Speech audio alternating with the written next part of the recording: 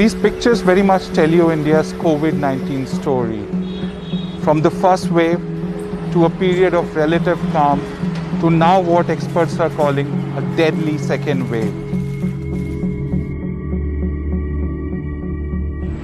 The number of cases has increased at an alarming pace in the past few weeks.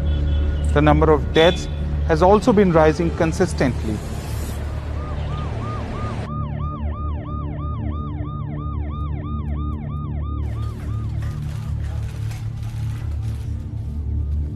I'm outside one of the most prominent hospitals in Delhi, where ambulances have been coming every few minutes.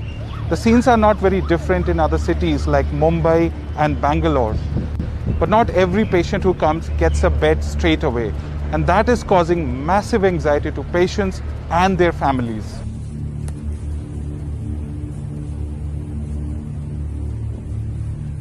ते 1.5 दिवस इथं राहिले, पण काही oxygen नंतर त्यांना ventilator मिळाला नाही. अति आवश्यक होती व्हेंटिलेटरची, पण आम्हाला एक फोन आला त्याच्यानंतर अमरावतीवरून की इथं बेड अवेलेबल आहे. मग आम्ही आपले पेशंट इथं आणले. The period between March to November last year saw many hospitals, including this one, battle several peaks.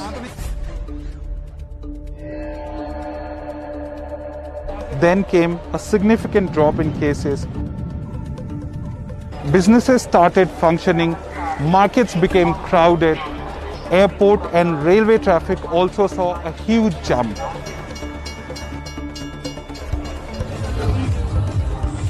Dance clubs, malls, gyms and swimming pool all started functioning at full capacity. Crowded festivals like Holi and very recently the Kumbh Mela were also being organized. Big election rallies were held in 5 poll-bound states. And one thing was common among all of them. COVID safety protocols were not being followed. People were not maintaining social distancing and were not wearing masks. It seemed India had defeated the dreaded virus. But as it turns out, it was a mistake, a big one. Now doctors say they have to bear the brunt.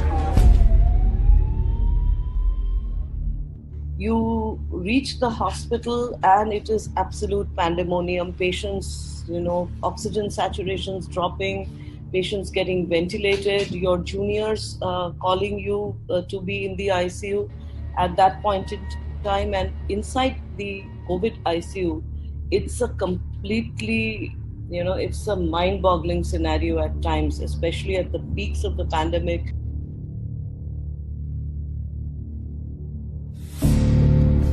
Healthcare systems in many Indian cities are already overwhelmed. So every day the rise in COVID-19 admissions has been phenomenal. This is not something which we saw last year.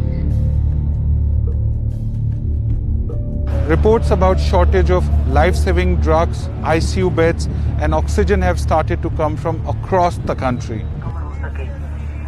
Social distancing का पालन करेंगे. सभी दुकानदार ध्यान दें. But outside, it seems there is no threat of COVID. I'm just outside one of the busiest markets in Delhi. And as you can see, people are walking pretty close to each other. There is no social distancing. Many people are not even wearing masks. There is a loudspeaker announcement that's constantly telling people to follow COVID safety protocols, but there seems to be no impact. Apart from lax approach to safety protocols, some experts also believe that a new variant could be responsible for the rise. The way the charts have climbed is really quite amazing. We went from 10 million to 11 million cases in 66 days, from 11 to 12 million in 34 days, and 12 to 13 million in about 15 days. So that's very, very scary, that rate of change. Now, the question is what happened? If in December we were saying that enough number of people have been infected and therefore there is a downward curve, how can suddenly the same people become susceptible? The only logical explanation for this is that the virus has changed.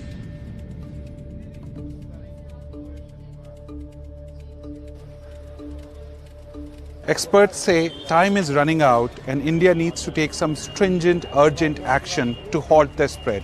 And one of them could be to increase the pace of vaccination.